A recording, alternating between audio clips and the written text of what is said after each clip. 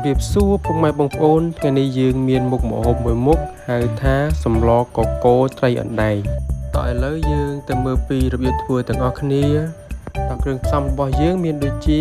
ត្រីអណ្ដែងចំនួន3ក្បាលមានសាច់ជ្រូកប្រហុកហើយនិងគ្រឿងបុកមានអង្ករលីងហើយនិងបន្លែកកូរហើយបន្លែបៃតងរបស់យើងមានដូចជាស្លឹកបាសស្លឹកផ្ទីប្រមាត់ដីហើយនិងស្លឹកងប់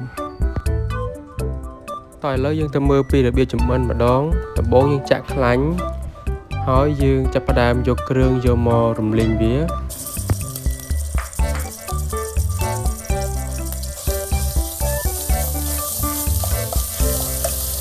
បន្ទាប់មកយើងដាក់ប្រហុកចូល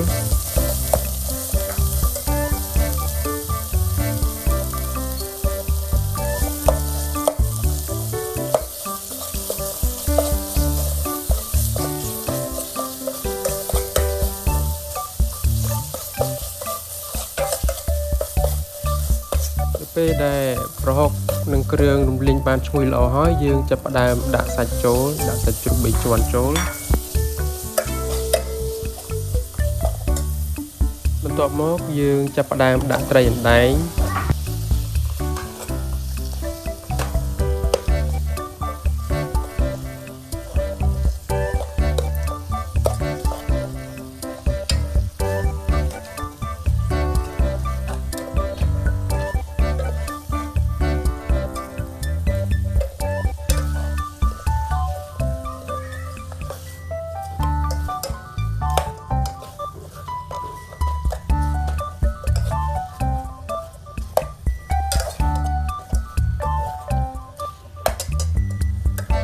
ត្រីអណ្ដែងនៅពេលដែលយើងច្របល់ជាមួយគ្រឿងបានឆ្អិន 40% ទៅ 50% ហើយយើងចាប់ផ្ដើម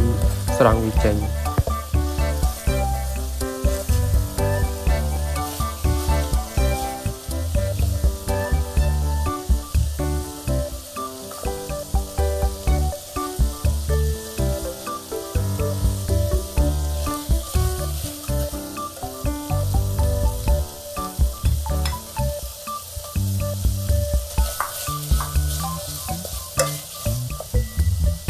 បន្ទាប់មកយើងចាប់ផ្ដើមដាក់បន្លែកកូរចូល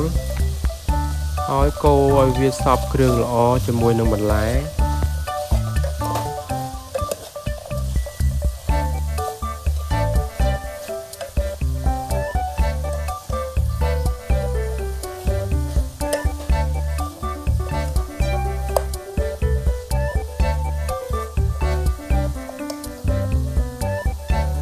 បន្តមកទៀតយើងចាប់ផ្ដើមដាក់អង្ករលីងយើងចូល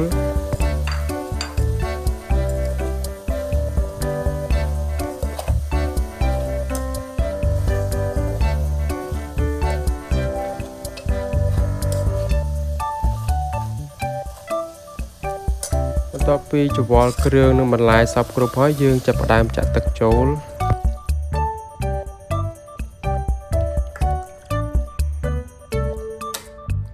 ឥឡូវស្លយើងចាប់ផ្ដើមពុះហើយយើងចាប់ផ្ដើមផ្សំគ្រឿងម្សៅរ៉ូឌីកន្លះស្លាបព្រាបាយ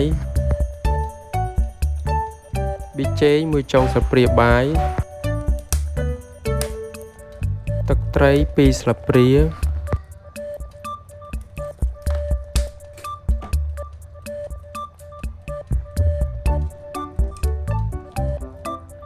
ស្ករក្អមកន្លះស្លាបព្រាអំបិលគ្រឿង1ចុងស្លាបព្រា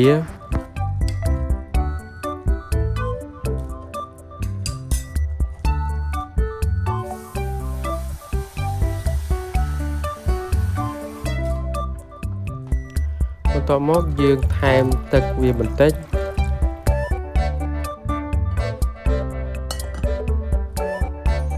ឥឡូវសម្លយើងចាប់ផ្ដើមពុះហើយយើងចាប់ផ្ដើមបង់ត្រីអណ្ដែងចូល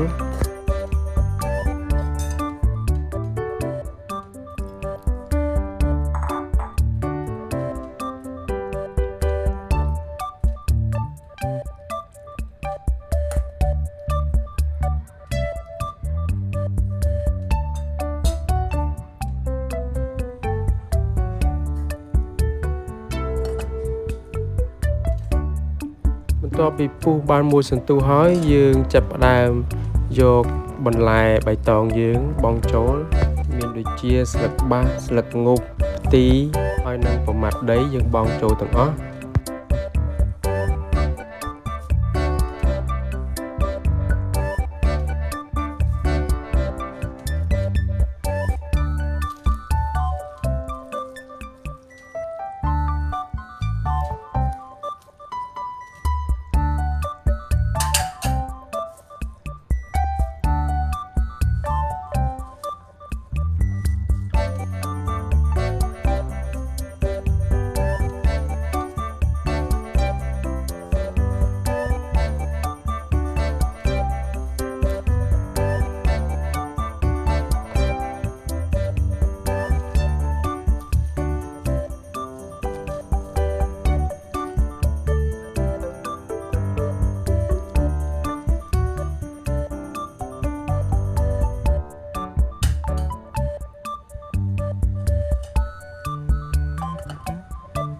ឥឡូវនេះស្លកកូររបស់យើងបានរួចរាល់ហើយបងប្អូន